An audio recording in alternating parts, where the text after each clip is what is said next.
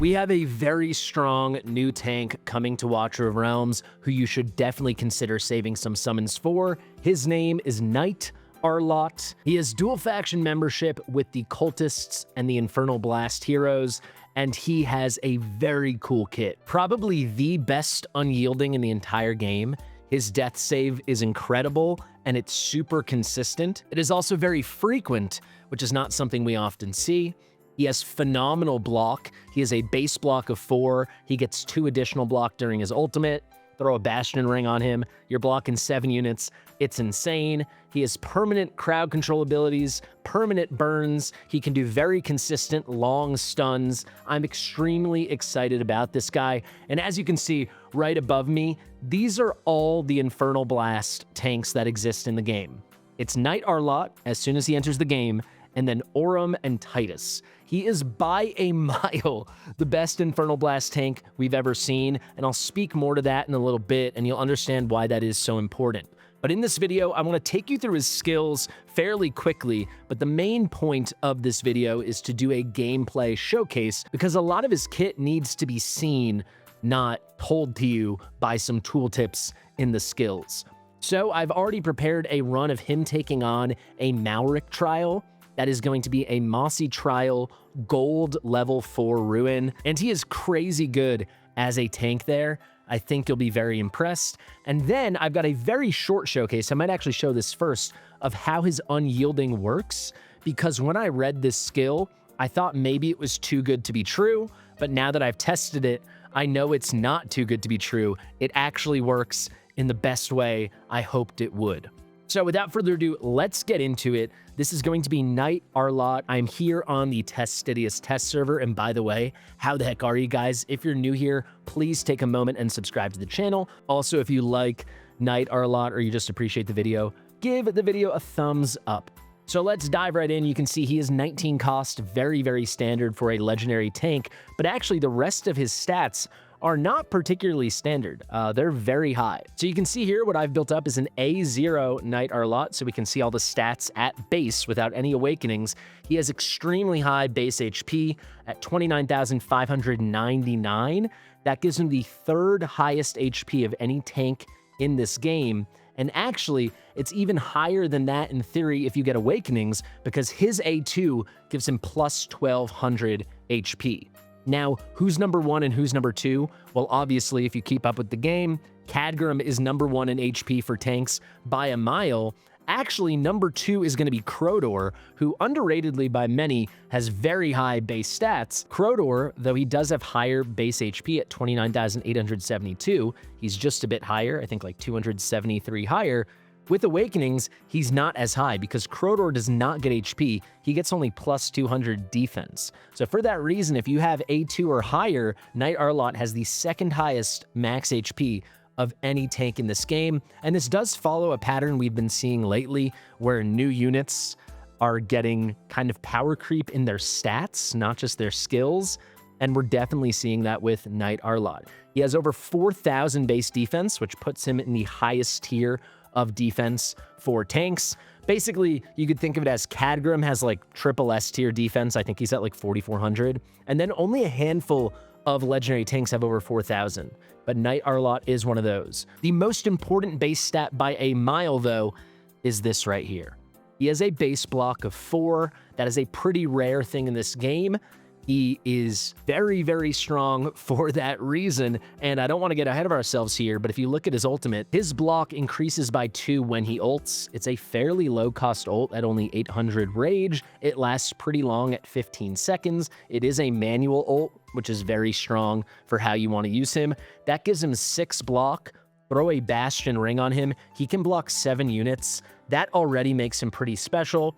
Let's get into the rest of the kit so you can understand why he's even more special than pretty special. So here, when he's deployed, he creates this aura around him.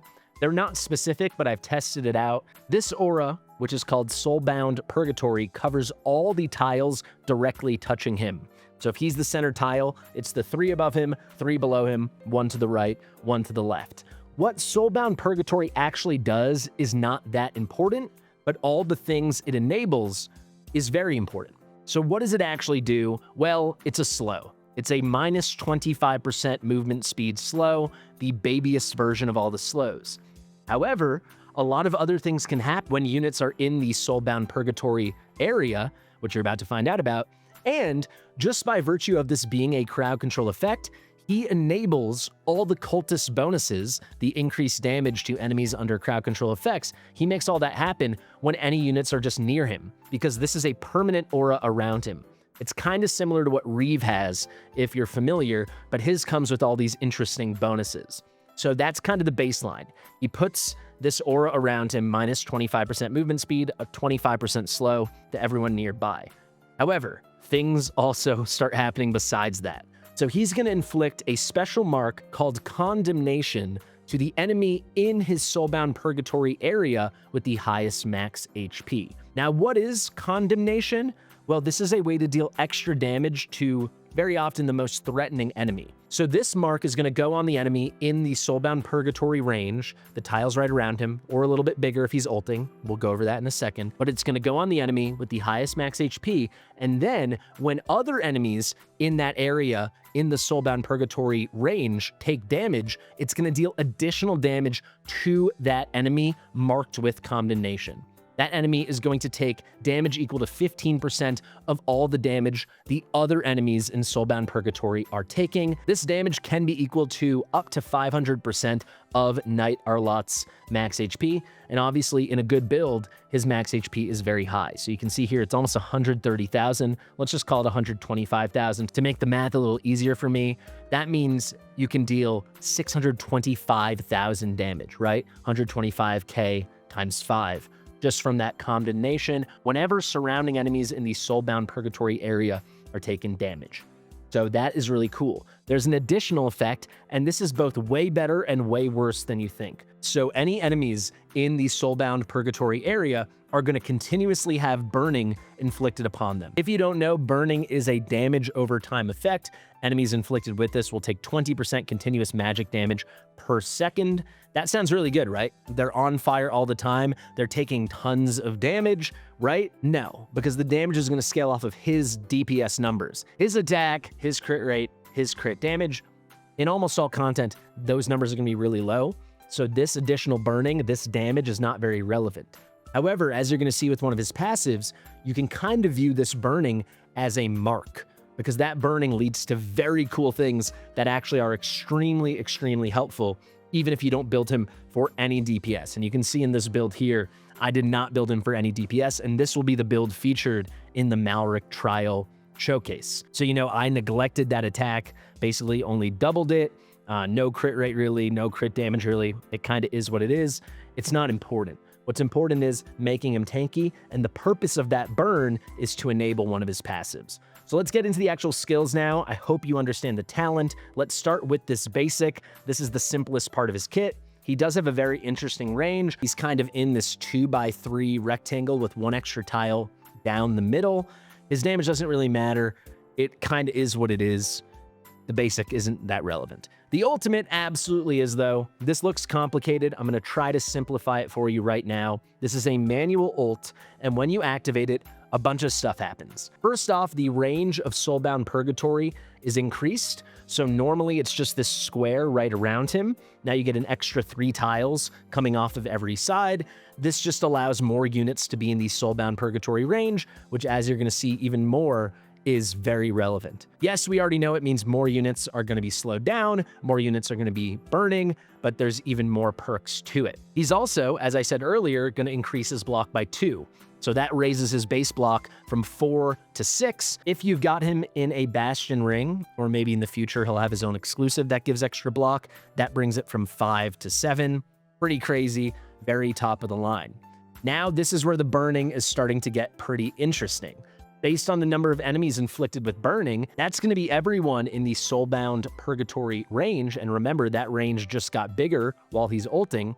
Based on the number of enemies under burning, he's going to inflict an equal number of burning stacks. He can put out multiple stacks of burning to the target that currently is under Condemnation, and this can be up to 5 stacks. So if he's blocking 5 or more units, or there are just 5 or more units nearby, you're putting 5 burning stacks on the unit that is marked with Condemnation. And again, the damage isn't really relevant, even though it's 5 stacks. the other stuff is going to be relevant. It's not nothing at this point, though. 5 stacks, 100% magic damage per second. It's at least going to be a little bit bonus damage. Then he's going to pull up to 5 ground enemies into range. So this is ensuring more units are on fire, more units are slowed down, all that good stuff. And he inflicts a big burst of damage, 400% AoE damage. Again, for most content, that damage is irrelevant, but what comes with it is amazing. It is a big stun, a 3-second stun that he's doing after he pulls them in. Now for the best part, even though everything's pretty good so far. Over the 15 seconds after he does that, while the ult is still going, he is going to gain Unyielding for 5 seconds upon the first time he takes fatal damage in that period. Now, this is not in the fight. This is not per deployment. This is every time he ults, if he takes fatal damage, that first time, he's getting 5 seconds of Unyielding. It's really good. So let me show you a demonstration of that right now. So I'm just going to bring him into Abyss. It really doesn't matter where I bring him. I just want to show him die once while he's ulting and then not die because of the Unyielding. Then I want to bring him back to life and rinse and repeat. You can see right here, very low health. He's not dead yet, though. I ult with him. Now he's going to take some lethal, fatal damage, and you'll see, boom, he should be dead, but he's not because of the Unyielding. I'm going to place Ireless, so he survives it. We need to get him back up to high health so we can get to see that again. You can see he's very low again, but she'll keep him alive. We'll pick her up later just so you can see it trigger another time just to prove my point. I'm going to put some units out to get the shield down just so we can keep going in the battle. But you can see he hasn't died yet. We did get the 1 trigger. Now the question is, can we trigger again? Spoiler alert, yes we can. So we've had enough of these guys. Let's let him take some more damage. I'm going to pick up Ireless. He's ready to ult again. I'm going to wait till the damage gets a bit lower so he's close to taking fatal damage. Let's fast forward. Here you go. Damage is getting really low. Now I'm going to ult. Now when he takes damage again, you're going to see the Unyielding once again triggers. And this is just extremely consistent. Every time you ult, you get a fresh instance of Unyielding. And you can see there he actually healed himself back up. We'll get into that now as we continue through the kit, but I thought a lot of people might think, oh my god, he can get Unyielding every time he ults. That feels a little too good. Is that actually true? I tested it. It is. It's very, very good. Let's go to the first passive now. This is just an extra way to put out more stuns, but it is very, very good. Every 15 seconds, his next basic attack after the cooldown will deal 250% AoE damage to up to 5 targets. Again, the damage amount doesn't matter for a lot of content, but what does matter is it comes with a very good stun. Now, the next part of this passive is actually kind of tied in with the second passive we're about to go over. But when the remaining cooldown is more than 5 seconds, so it's between 6 and 15 seconds since the last time he did this, every time Knight Arlot restores HP, he's going to reduce the cooldown by 1.5 seconds. Now you might be wondering, how does he restore HP? That's where the burning comes in. That's where the second passive comes in. This is very, very, very good. So Nether Flame is his auto mechanic, his second passive. Every 4 seconds, he's dealing more AoE damage. This is just a separate hit unrelated to his basics. It's going to hit up to 8 enemies. That's the most important part that are within the Soulbound Purgatory area. He's going to restore 2% max HP to himself, so this is how he heals up, for every enemy he hits. So that can be a ton. If there are 8 in the Soulbound Purgatory range, that is 16% max HP he gives back to himself. But the reason the burning is so important is that the heals can be way, way stronger when he's hitting units that are burning. So the restoration amount increases by 10% for every 1 stack of burning on enemies within the Soulbound Purgatory range, all the way up to a max 100% full heal. So if he's got a bunch of units on fire around him, he can heal himself basically the whole way up, and that's why that is so good. It's not per unit under burning, it's per stack of burning. So remember, he can put out multiple stacks, up to 5 stacks of burning on the target under condemnation, so he can easily have 8, 9, 10 stacks of burning out there when he does this, and he can consistently heal himself back up. I think he's got a lot of potential as a tank in GVG as well because of this sustainability, because of how consistently he stuns from this, and then the big stun from the ultimate. I really, really like the kit, and I can't wait to show it off. I probably will have a slightly deeper dive than this where I show him off I'm thinking in Abyss 1 when we get closer to his release date, but I do want to take you through the Awakenings very quickly now. The A1 is simple. Any units in Soulbound Purgatory receive a very healthy, very potent magic damage vulnerability. This is going to increase magic damage taken by 20, and for a lot of content, this is just permanent, right? So if we brought him into Abyss 1, the boss would always be in the Soulbound Purgatory range, so the boss would always be under a 20% magic damage vulnerability, which is really good. The A2, like I said, increase HP. The A3, really good for triggering extra heals. When he does his Nether Flame Curse, this is that hit every 4 seconds with the big blast, the heal, the extra heal for units under the burning, so on and so on. He's going to do 3 additional triggers of damage and HP restoration effects. So you could maybe at this point start building him as a DPS. I haven't tried that yet, but for sure, this takes his sustain to the next level. The A4, he gets tankier. He gets a baseline of 8% damage reduction to all incoming damage. And then at A5, when he's ulting, the extra damage that is coming from surrounding enemies to the unit under condemnation, it's increased from 15% to 30%. It's still gonna have the same cap, but it's gonna be a lot more damage a lot quicker, especially if you're not hitting the cap. It's just gonna be more damage, period. So cool Awakenings, the A1, definitely the coolest in my opinion. Just getting that vulnerability permanently up against bosses is nuts. And then at A3, that's very nice as well. So he can really sustain himself. So let's actually watch him sustain himself and let's get into a Malrik trial run right now. All right, here is the rune we are gonna take on. It's a level 4 Mossy Quartz rune. So this is gonna be for the Black Sewers. The rarity of this is a gold level 4 one. So pretty good. You can see all the qualifiers here on the boss. Let's head into the battle and let's see exactly how he works. So let's get some units placed. And very quickly, you're going to get a good sense of how powerful he can be in content like this. And I do think I'm only scratching the surface. We're getting Moradin down. We're getting Narissa down. Let's move Moradin over there. I'll tell you, I'm definitely going to skip a lot through this battle. I just want to show you the deployments. But there you go. You can see we're placing Valara there. And then here, I've placed Knight Arlot. He's going to block in front of her, so when she does her big AoE damage, remember, it's not just damage he's dealing to the enemy. It's any damage dealt to the other enemies in the Soulbound Purgatory area will lead to increased damage to the enemy marked with condemnation. So you'll see that in a few different ways, a few different times.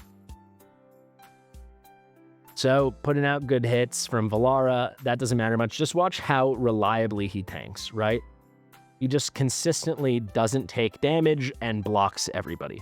That's kind of the key takeaway.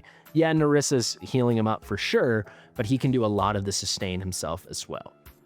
So this is just going to be how we settle in. I'm going to start skipping around a little bit just so you can see the moments where the units actually come. You can see this effect here kind of glowing. They make it look like a circle, but it's the range that I described. That's going to be his Soulbound Purgatory area. Just all those directly adjacent tiles. And here you can see the little bursts of extra damage going to the marked units. This guy did get pushed back by Valara, so is not in the Soulbound Purgatory range. You'll get to see it a lot clearer later when the big goblin boss comes. Skip ahead once again. Now we're going to deploy Valise. That's important because later I'm going to move Valara and you'll really get to see Valise take on units here with a ton of AoE damage. And you'll watch Arlot tank and you'll watch the condemnation trigger. And all in all, it's just good stuff. There's definitely a lot of ways you can use him, but here you go. You're seeing it trigger a lot now. So kind of one by one, you're seeing units die. That's because one unit's getting focused. It's very hard with all the numbers, but one unit's getting marked with the condemnation. That's taking the extra damage and it's kind of piling on. And then when that unit dies, it's on to the next. Again, this will be easier to clear once we've got a boss there. So more units are coming, but that's never an issue for this lane now because his block is so high. If ever I need to, I can ult. I don't even need to here, but if I do, I can ult and his block's gonna go up to 6. Excuse me, his block's gonna go up to 7 because I'm running him in a Bastion ring. Skip ahead again, just focusing on this line. Skip ahead again. We get the little Aatrox looking boss in the middle. Wait for his lane. We're gonna move Valara now. So now you're gonna get to see Valise take this on and then Knight Arlot's gonna take on the whole lane himself in terms of blocking. There's that stun. That's the stun from the passive, not the ultimate, and you can see it's already pretty significant. Now we've got all these units officially in the Soulbound Purgatory range, and you'll see this unit's about to die, and then the condemnation mark jumps, and we can just slowly additionally chip down the next unit faster and faster. So here's another example. This unit's taking the damage now. You see that little extra increased burst every time. Pretty cool. Let's actually go ahead. I think it was 5 minutes, 20 seconds. Yeah, here you go. This is when the Goblin King boss or whatever comes. This guy is tanky as heck, and this is where you're really going to get to see those bursts. So here we go. He's there by himself. Elise and her little summons are dealing damage, but once these guys start getting into range, he's marked with condemnation. So all the damage hitting these guys, 15% of that, and this is the damage coming from Valise, most importantly, it's going to start chopping this away. So get ready for this hit. Boom. There you go. You see that huge drop down? That wasn't Valise just hitting him. That was Valise hitting him and hitting everyone else. And that extra condemnation damage getting like multiplied and sent to him, right? It's getting like that 15% chunk extra is getting taken out and sent to him. Now another hit, he'll just get deleted. Very, very cool stuff. I think that's the best display I was able to have. It's just kind of a chaotic place to show it off, but I thought this is going to be a piece of content he will excel in, so we kind of had to do it. Here's another good example, right? We're getting more damage to that one guy here, because all the damage, because these guys are all surrounding that Valise and Valar are doing, that's all getting counted. Probably was easiest to see with the boss. Let's skip ahead again. Huge chunk of guys coming now. We do have a lot of damage now that we moved Valara back, but if we needed a block, we would be ready to do it. His blocking is pretty fantastic. I think his blocking and his unyielding are extremely exciting, and I think all these other things are bonuses and really unique and nice bonuses. If I can talk about one negative in his kit, until you've got him A4, I guess, he doesn't have some natural magic damage reduction or physical damage reduction just tied into what he's doing. He does have great base stats, and he is able to heal himself, so that's a lot of sustain, but there's actually no, incoming mitigation. There's no reduction happening. But for a lot of content, I think it's a non-issue entirely. I will say, though I did say earlier he might have a lot of potential in GVG, one reason he might struggle there is the lack of shielding and damage reduction. But with a good healer, like with an Ireless, I still think he could really shine, because that crowd control is crazy. The damage multiplying that he gives through the condemnation is really crazy. And here you can see it happening in full effect, right? Look how many units are in that range. You can see, I can just pause it. Look how much damage this guy who's about to die is taking. He's the marked guy right now. So these big AoE hits from Valise and Valar are just deleting him. Like, that guy's dead now. It will move on. And you can see they just chop through it. That guy dies, that guy dies, that guy dies. It's a really cool mechanism to have a tank essentially lead to more damage without the tank himself dealing more damage. This is kind of why I wanted to show, not tell. I think it's a lot simpler when you see it. So here, another big group coming down. He's going to have no trouble blocking them. This time with Valara behind him, you can't really see the slows since she's kind of overriding those. I do not think it's stackable. If there's a way I can figure out how to test that, I will. Nothing obvious, easily visual came to mind. But you can see we're dealing with all this stuff pretty dang nicely. You can see that chunk coming out of the first guy. He's the marked guy now. And just, yeah, that guy's deleted. On to the next, on to the next. Very, very cool with the condemnation. You can also see fairly consistently he's putting out those stuns. That stun from the ultimate's fantastic, and even the stun from the passive is still a longer stun than typical, right? But that 3-second stun from the ultimate's amazing. Look at that, as those guys all gathered around. I'm just going to replay that. He's blocking basically all of them, except for the guy in the back. He's going to be blocking 7 of these guys before they can go past. We get the kill, so now they're still all in the range. He was ulting, so it's the extended Soulbound Purgatory range, and it's just taking care of like nothing. Like, his health is never dropping. Like, he's not taking too much attention at all from Narissa. He's leading to that whole lane just getting obliterated by our great DPS. He's bringing the crowd control. If he needed to die, he would get Unyielding when he was ulting, but you can just see it's just pretty crazy. We do have great DPS around him, but I did want to highlight the condemnation more than anything, and you can kind of see that when these units drop off. That's going to be the end of the battle, though. I hope this was a nice way to showcase it. I know Malrik content isn't the most typical thing for me to show off, but I really thought it was the perfect kind of arena. I guess arena is not the right word. Perfect realm that we could watch together to show off his power. There we go. Stuck the landing. Thank you guys so much for watching. I've been Fastidious. If you like my stuff, please give the video a big thumbs up, subscribe to the channel, share with your mother, and I'll see you real soon. Bye.